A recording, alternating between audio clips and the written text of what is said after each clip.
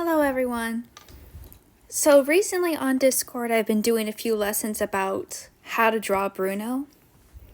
And this is a few people have found it rather helpful with how I've broken down the facial structure of Bruno. So I just sort of wanted to share that with you as a obsessive person who has studied this face a little bit too much. So you can see on my screen I have a screenshot of Bruno and kind of like his most relaxed face. And we're going to kind of just sort of draw on top of this screenshot so you can see what makes Bruno Bruno.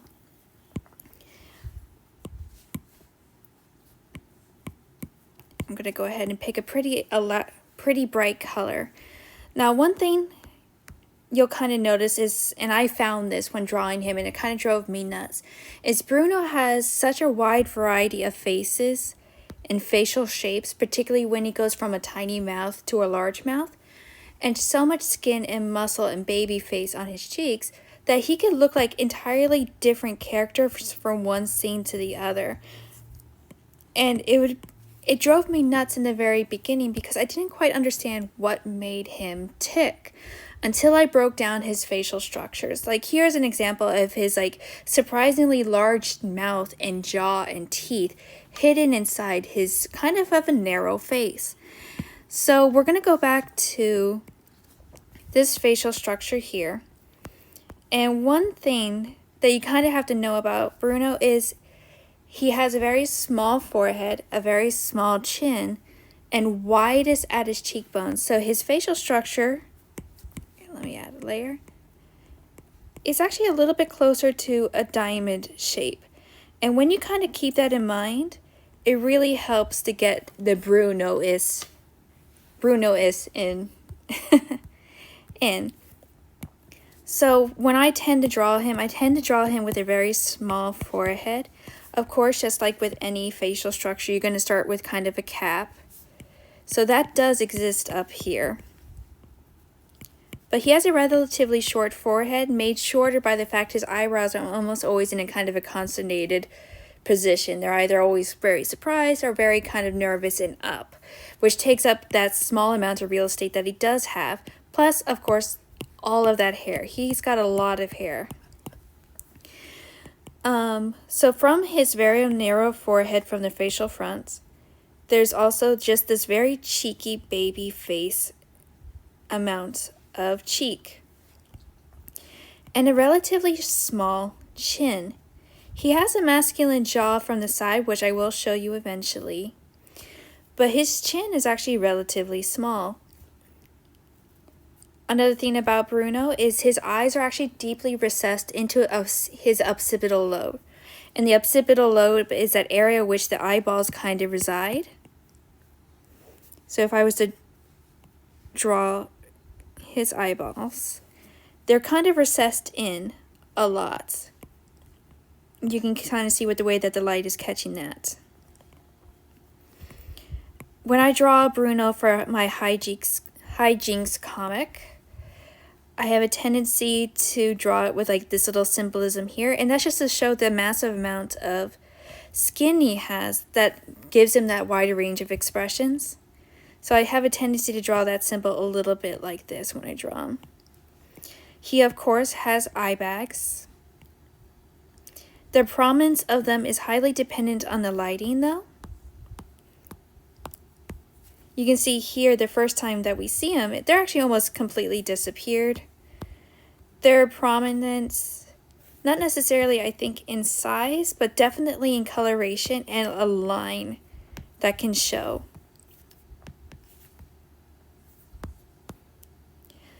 So the wrinkles on his forehead, between his eyebrows and under his eyes can sometimes disappear depending on how relaxed his face is. The only wrinkles on Bruno that tend to stay are the ones right along his mouth. Bruno's nose bridge is actually surprisingly small in the first part of his where it starts.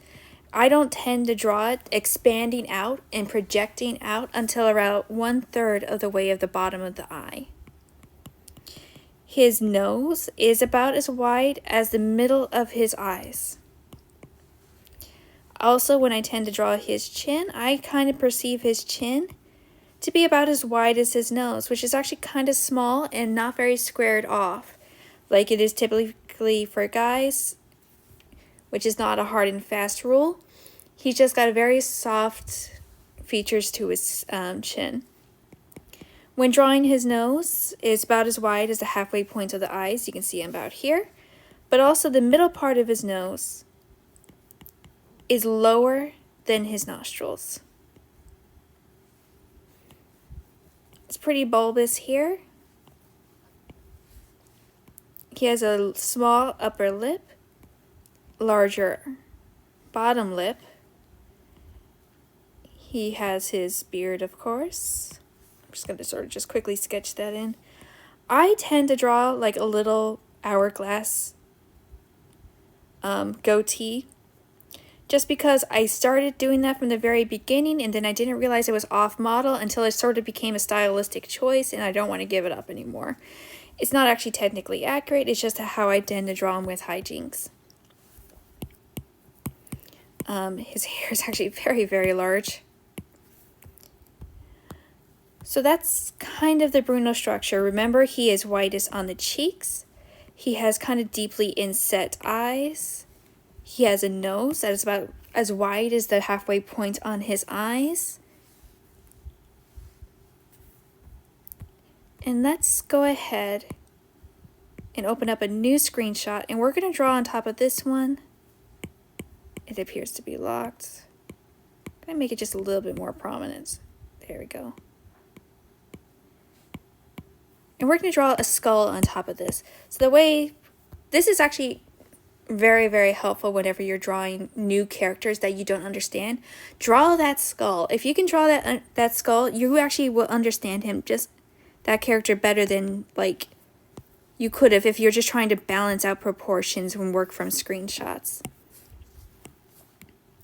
I'm trying to find the circle that will form the cap of his skull. It's about here. I'm going to go ahead and erase most of that. So that's about the cap of his skull. Of course, a skull goes back. And I'm going to start drawing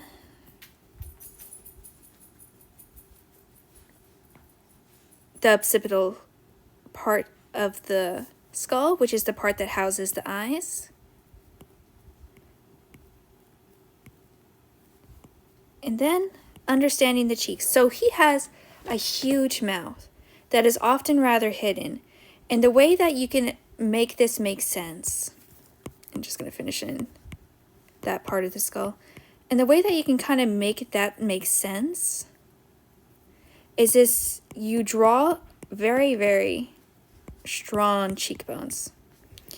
And he actually has very strong cheekbones. You just can't see them underneath his baby fat. Here is his teeth, his very, very large teeth, and his large upper mandible. And his lower mandible actually is rather dainty compared to the top part.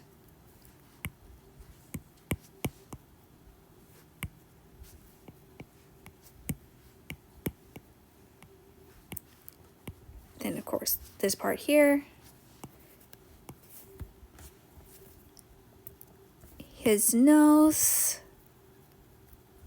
the beginning of the nostril, I think is about here, and his temples about here. And you can see if that's his skull, you can understand why he's able to get such a wide face, expressive mouth, how he has so much teeth hidden in a figure that can go rather small and oval, because despite being a very long face, he has a very wide point right here where those cheeks are. And as long as you keep that in mind, you can make him as expressive as he is in the movie and still stay true to model, because that was the hardest thing for me, staying true to model when I swore that it felt like more than one model being used the entire time. He can look kind of relatively handsome. He can look like a Muppet. He can look like he has the TARDIS inside of his mouth because it's bigger on the inside. It never made sense to me until I broke it down like this. From the side,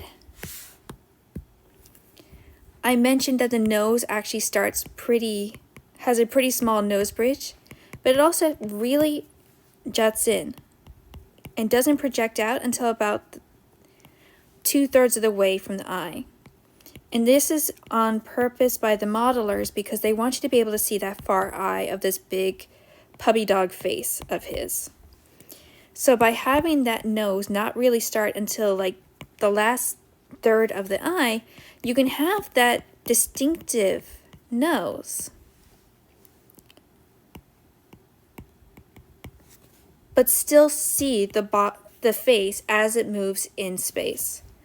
And despite him having that small dainty chin that's really kind of goes from the line of the nostril through that wrinkle line, you also have a relatively squared off jaw right here.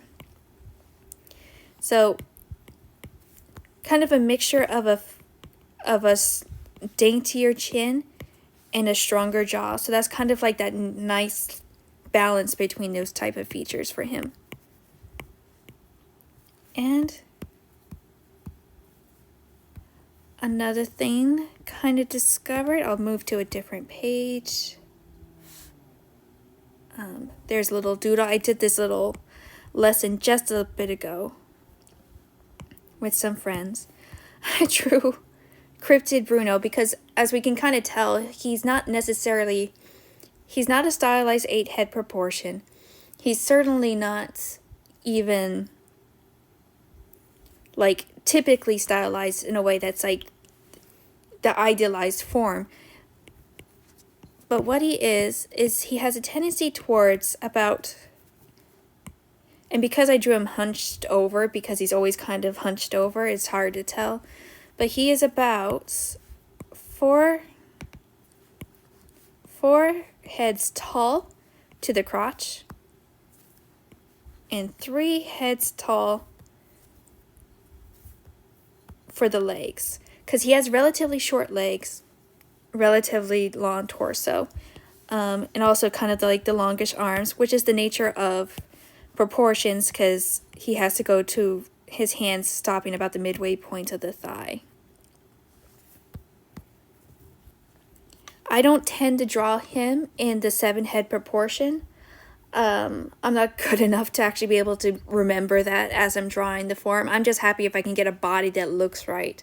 Honestly, I'm not good enough to be consistently able to draw the human body, particularly one that I've learned the fundamentals form of yet, but I try my best. Everyone is constantly learning. I'm getting better at drawing Bruno every day because I've drawn him a million times at this point, I feel. And that's pretty much it. Thank you guys.